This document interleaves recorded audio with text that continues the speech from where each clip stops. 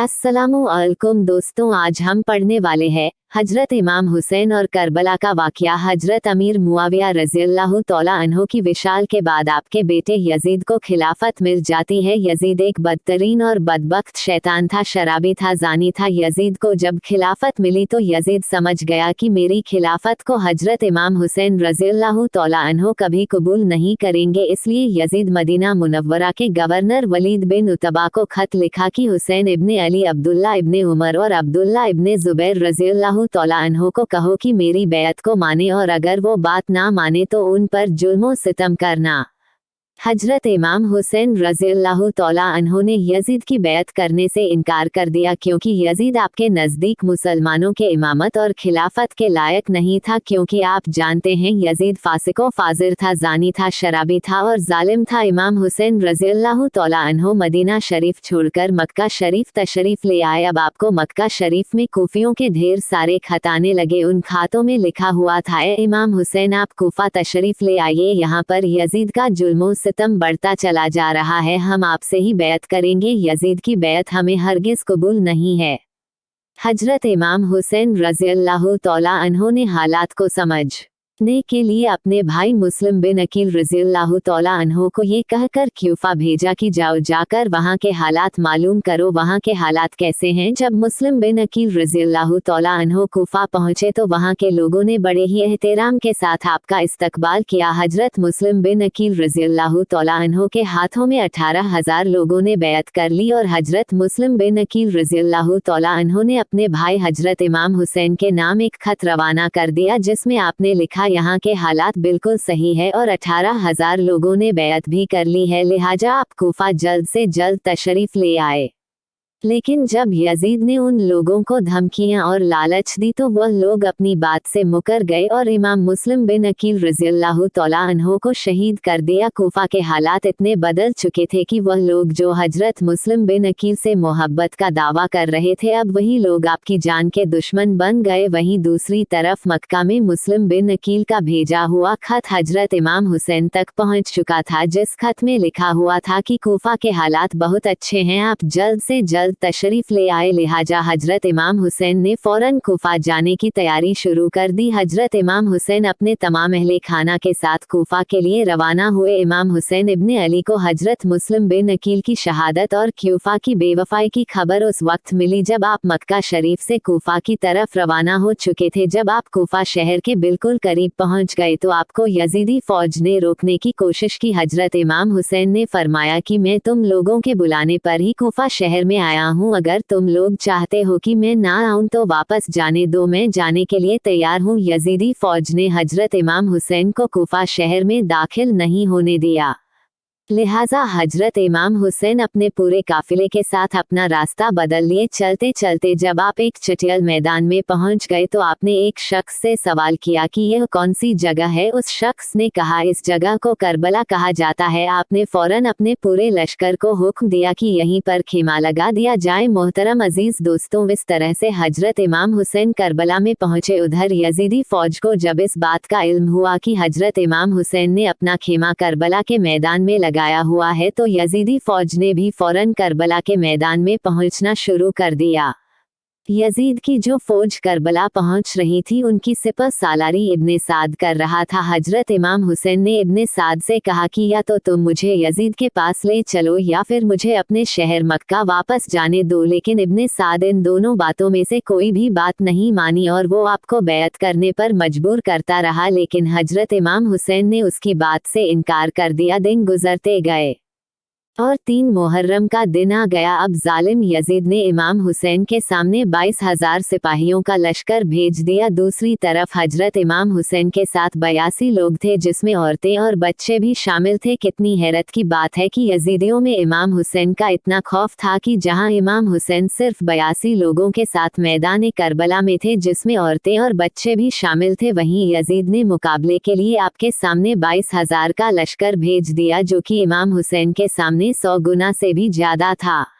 इमाम हुसैन के सामने यजीदी फौज के हौसले पस्त हो गए और उन लोगों में से किसी में भी इतनी हिम्मत नहीं थी कि वो हजरत इमाम हुसैन से मुकाबला कर सके। आखिरकार उन्होंने यह फैसला किया कि अगर इमाम हुसैन को हराना है तो उनका पानी बंद करना पड़ेगा, तभी इनका मुकाबला किया जा सकता है। दिन गुजरते गए और 7 मुहर्रम का दिन आ गया और 7 मुहर्रम को ही यजीदी फौज ने इमाम हुसैन के काफिले वालों पर पानी बंद कर दिया। आपको बताते चलें कि करबला के मैदान में पानी का कोई भी इंतजाम नहीं था सिवाय नहरे फुरात के, लेकिन 7 मुहर्रम के दिन नहरे फुरात का पानी भी हजरत इमाम हुसैन के खेमे वाले लोगों के लिए बंद कर दिया गया। हजरत इमाम हुसैन और उनके साथ मौजूद तमाम नौजवान लोग तो इस प्यास को बर्दाश्त करते रहे, लेकिन छोटे छोटे बच्चे और औरतों का प्यास की वजह से बुरा हाल हो चुका था। फौज यजीद जो चारों तरफ से इमाम हुसैन के घर वाले और तमाम साथियों को घेरे हुए थी, उन्होंने ये किया कि अब 9 मुहर्रम के दिन इमाम हुसैन को कत्ल कर दिया जाए। माज़ल्लाह। हजरत इमाम हुसैन ने हजरत अब्बास रज़ियल्लाहु तआला अन्हु से कहा, अब्बास जाओ यजीदी फौज के पास और उनसे कहो हमें एक रात अल्लाह की इबादत करने के लिए दी जाए। जब हजरत अब्बास ने यजीदी फौज से एक रात की मोहलत के लिए कहा तो उन लोगों ने आपकी बात मान ली। जब तक 9 मुहर्रम की तारीख आई तब तक हजरत इमाम हुसैन को ये यकीन हो चुका था कि यजीद की फौज का मकसद सिर्फ और सिर्फ मुझे शहीद करना है, इसके अलावा यजीद और कुछ भी करने के लिए तैयार नहीं है। इसलिए हजरत इमाम हुसैन ने 9 मुहर्रम की रात में अपने तमाम खेमे वालों को एक जगह पर इकट्ठा किया और आपने कहा कि यह बात तो तय हो चुकी है, यहाँ पर मौजूद सभी लोग 1-2 दिन के अंदर शहीद कर दिए जाएंगे, इसलिए यहाँ मौजूद आप में से जो भी वापस लौटना चाहते हैं वो लौट जाएं। हजरत इमाम हुसैन ने फौरन खेमे में जल रहे तमाम दियों को बुझवा दिया और अंधेरा करवा दिया था ताकि जो भी जाना चाहे वो चला जाए। थोड़ी देर बाद जब दियों को दोबारा जलाया गया तो सारे के सारे लोग बैठे आंसू बहा रहे थे, यानी कोई भी हजरत इमाम हुसैन को छोड़कर जाने के लिए तैयार नहीं था। आखिरकार 10 मुहर्रम का दिन आया और हजरत इमाम हुसैन और यजीद की फौज के बीच जंग होना शुरू हो गई। जहां एक तरफ यजीद की एक बड़ी फौज थी तो वहीं दूसरी तरफ इमाम हुसैन के साथ सिर्फ 72 लोग थे। इतने में फौज यजीद का हमला शुरू हो जाता है और हर शहीद शहादत का जाम पीता गया। कभी हुर शहीद होते हैं तो कभी कासिम शहीद होते हैं तो कभी अली अकबर शहीद होते हैं तो कभी ओनो मोहम्मद शहीद होते हैं। 3 दिन के प्यासे इमाम हुसैन के घर वाले और तमाम लोग यजीदी फौज से जंग करते रहे और एक एक करके शहीद होते गए। हजरत अब्बास अलमदार से हजरत इमाम हुसैन के 6 महीने के बेटे अली असगर की प्यास नहीं देखी गई। आपने एक मस्कीज़ा लिया और घोड़े पर सवार होकर नहरे फुरात के किनारे पहुंच गए और आपने एक मस्कीज़ा भर लिया, लेकिन जब आप पानी लेकर वापस लौटने लगे तो यजीदी फौज ने आपके ऊपर लगातार तीर बरसाना शुरू कर दिया था। हजरत अब्बास जब तक हजरत इमाम हुसैन के खेमे तक पहुंच पाते तब तक यजीदी फौज ने तीर चलाकर हजरत अब्बास अलमदार को शहीद कर दिया था। इस तरह हजरत अब्बास अलमदार शहीद हो गए। इस तरह एक एक करके तमाम अहले बैत के नौजवान और हाशमी शेर शहादत का जाम पी लेते हैं। धीरे धीरे करके जब हजरत इमाम हुसैन के सभी अफराद शहीद हो गए तो उसके बाद हजरत इमाम हुसैन ने खुद मैदान में तलवार लेकर निकलने का फैसला किया। इमाम हुसैन अपनी तलवार से काफी लंबे वक्त तक यजीदी फौज का अकेले मुकाबला करते रहे। हजरत इमाम हुसैन के तन्हा होने के बावजूद भी आपके मुकाबले में कोई भी नहीं आना नहीं चाहता था और उसकी सिर्फ एक ही वजह थी और वजह ये थी कि आप हजरत अली के बेटे थे।